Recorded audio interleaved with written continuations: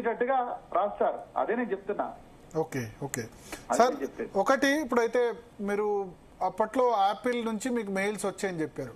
So definite గా అప్పుడు hacking చేసే ప్రయత్నం లేదా స్నూపింగ్ చేసే ప్రయత్నం జరిగింది. అది మీరు ఏమనుకుంటారు? అది కేంద్ర ప్రభుత్వ రోల్ అనుకుంటున్నారా, రాష్ట్ర ప్రభుత్వమా? పెగాసస్ స్పైవేర్ అనుకుంటున్నారా, లేకపోతే దాని గురించి మీరు పోలీస్ ఆఫీసర్ గా మీరు కూడా డెఫినెట్ గా ఎంతో కొంత దాని గురించి తెలుసుకునే ప్రయత్నం చేస్తారు కదా, అసలు జరిగింది ఏంటప్పుడు? దాంట్లో రకరకాల ఏజెన్సీస్ చేస్తాయండి. అది కేంద్ర ప్రభుత్వం చేసిందా, రాష్ట్ర ప్రభుత్వం చేసిందా అనేది నేను ఇప్పుడు నాకు తెలియదు కాబట్టి నేను కమిషనర్ ఆఫ్ పోలీస్ కు కంప్లైంట్ చేశాను. కానీ మరి వాళ్ళు అసలు కేంద్ర ప్రభుత్వమా రాష్ట్ర ప్రభుత్వమా అనేది వాళ్ళు నాకు చెప్పలేదు కదా. ఓకే ఓకే వాళ్ళు యాపిల్ వాళ్ళు కూడా నాకు పలాని కేంద్ర ప్రభుత్వం రాష్ట్ర ప్రభుత్వం నాకేం మెసేజ్ రాయలేదు వాళ్ళు. ఓకే ఓకే ఒక రాజ్యం అంటే స్టేట్ ఈజ్ ట్రైంగ్ టు, అంటే స్టేట్ అంటే గవర్నమెంట్స్ ఆర్ ట్రైంగ్ టు, ఈ కేపబిలిటీస్ నీ ఫోన్ లో హ్యాక్ చేసే కేపబిలిటీస్ మామూలు వ్యక్తుల దగ్గర ఉండవు. ఒక గవర్నమెంట్స్ పెద్ద పెద్ద గవర్నమెంట్స్ దగ్గరనే ఉంటాయి. మరి నువ్వు జాగ్రత్తగా ఉంటా, నాకు కొన్ని ప్రికాషన్ తీసుకోమని చెప్పారు వాళ్ళు. ఓకే, అయితే మరి 2023 జనవరిలో చేశారు కదా, మరి అప్పుడున్న పోలీస్ కమిషనర్ గానీ అప్పుడు వాళ్ళు రెస్పాండ్ కాలేదా? కాలేదండి, ఎవరు కాలేదు. అప్పుడు ఆ బీఆర్ఎస్ వాళ్ళు గవర్నమెంట్ లో ఉన్న వాళ్ళు రెస్పాండ్ కాలేదు, ఇప్పుడు కూడా రెస్పాండ్. అప్పుడు పోలీస్ కమిషనర్ ఎఫ్ఐఆర్ ఇష్యూ చేశారు, కానీ అది ఏమైంది ఇన్వెస్టిగేషన్ నాకు తెలియదు. ఓకే, ఇప్పుడు నేనేమన్నానంటే ఇప్పుడు ఇవన్నీ కూడా నేను అప్పట్లో నేను ఇప్పుడు సెట్ ఇచ్చిన నోటీస్ కి నేను రిప్లై ఇవ్వకపోతే అది వేరే సంగతి. వాళ్ళు 160 సిఆర్పిసి కింద నన్ను సాక్షిగా నా దగ్గర నుంచి సమాచారం తీసుకోవాలనుకున్నారు. నాకు తెలిసిన సమాచారం వాళ్ళకి చెప్పాను. కానీ నేనేం చెప్పానంటే అసలు నేను president's police medal for gallantry, నేను president's police medal for meritorious service, రకరకాల అత్యున్నత సేవా పథకాలు అందుకున్న నా ఫోన్ ట్యాప్ చేయాల్సిన అవసరం ఎవరికి వచ్చింది, దానికి ఎవరు పర్మిషన్ ఇచ్చారు, అవన్నీ ముందు కనుక్కోండి అని నేను సిట్ వాళ్ళని అడిగాను. ఓకే ఓకే సార్, ఇప్పుడు ఫోన్ ట్యాపింగ్ కి సంబంధించి 20 నెలలుగా ఇన్వెస్టిగేషన్ జరుగుతుంది. ప్రభాకర్ రావు వచ్చిన తర్వాత ఇది వేగవంతమైంది. దీనిలో 600 మందిని అఫీషియల్ గా హోమ్ సెక్రటరీ నేతృత్వంలో కమిటీకి పంపించి ట్యాపింగ్ చేశారని ఇప్పుడు చెప్తున్నారు. అయితే ఇక్కడ ఇప్పుడు ప్రభాకర్ రావు సంబంధించిన వెర్షన్ అయినా లేకపోతే ఇతర ఇప్పుడు ప్రభుత్వానికి సంబంధించిన ఇప్పుడున్న అధికారుల వెర్షన్ చాలా డిఫరెంట్గా ఉన్నట్టు కనబడుతుంది. ఒకటి ఏంటంటే దీనిలో డైరెక్ట్గా ముఖ్యమంత్రి ప్రమేయంతో ట్యాపింగ్ జరిగింది అంటే, ఇంకోవైపు మరి డీజీపీ కూడా తెలిసి ఉండాలి ఇంటెలిజెన్స్ చీఫ్ అని చెప్పి.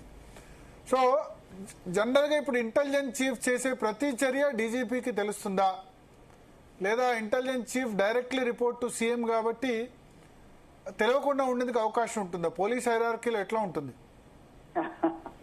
మొట్టమొదట ఏ ముఖ్యమంత్రి కూడా ఏ ఇంటెలిజెన్స్ చీఫ్ కూడా పలాని నెంబరు ట్యాప్ చేయమని చెప్పరు. ఓకే, మొట్టమొదటి. ఏ ఇంటెలిజెన్స్ చీఫ్ కూడా ముఖ్యమంత్రికి నేను ఈ విధంగా నెంబర్లు ట్యాప్ చేశాను, ఈ విధంగా సమాచారం సేకరించాను ఏ ముఖ్యమంత్రికి చెప్పడు. ముఖ్యమంత్రి అడిగినా చెప్పడు, చెప్పకూడదు కూడా.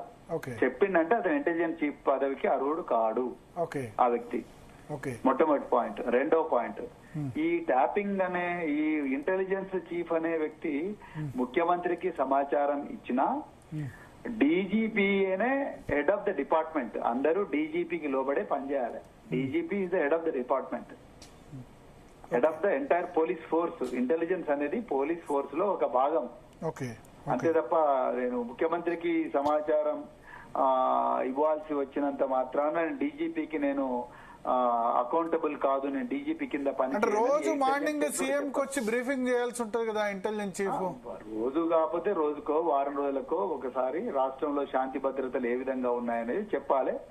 రకరకాల సంస్థలు ఏ విధంగా పనిచేస్తున్నాయని చెప్పాలి. రాబోయే ప్రమాదాలను ముందరనే పసిగట్టి చెప్పాలి. డీజీపీకి చెప్పాలి, సీఎం గారికి కూడా చెప్పాలి, ఎవరికైనా చెప్పాలి. కానీ ఏ సీఎంలు కూడా మీరు ఫోన్ ట్యాప్ చేయండి మీరు వాళ్ళు. కానీ ఇప్పుడు మన దగ్గర తెలుగు రాష్ట్రాల్లో లా అండ్ ఆర్డర్ డైరెక్ట్ గా సీఎం దగ్గర ఉంటుంది. అవును.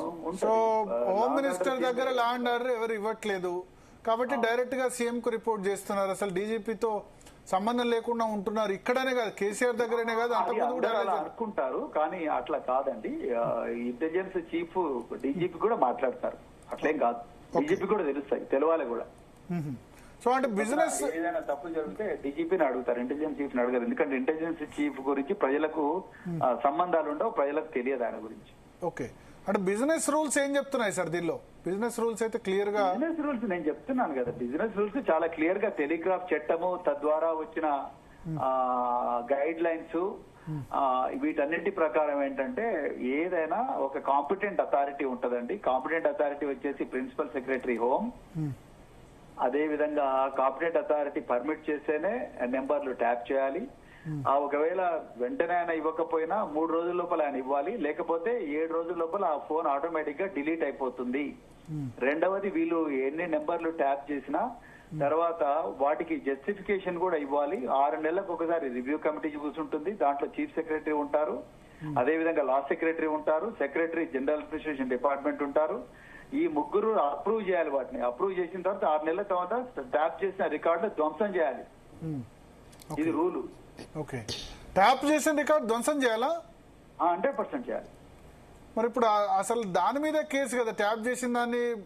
అదే కదా, కేసు లేని దాన్ని కేసు అంటున్నారు కదా, అదే కదా. అంటే ఎలక్షన్ రిజల్ట్ వచ్చిన మరుసటి రోజే ధ్వంసం చేశారు ప్రణీత్ రావు హార్డ్ డిస్క్ అని కదా, 6 నెలలు కాకుండా. ఇప్పుడు వాళ్ళు ఎలక్షన్ రిజల్ట్ వచ్చినప్పుడు చేసినా, ఎలక్షన్ రిజల్ట్ రాకముందు చేసినా ఏదైనా ప్రొసీజర్ ప్రకారమే చేస్తారు. ధ్వంసం చేయాలనేది రూల్స్ లోనే ఉంది. ఓకే, అంటే అన్లెస్ ఎవిడెన్స్ ఏం లేకపోతే, అంటే దానిలో ఏం ఎవిడెన్స్ ఉన్నా లేకపోయినా 6 నెలల తర్వాత అన్ని రికార్డులు ధ్వంసం చేయాలనేది కమిటీ నిర్ణయిస్తే, ఆ కమిటీ నిర్ణయం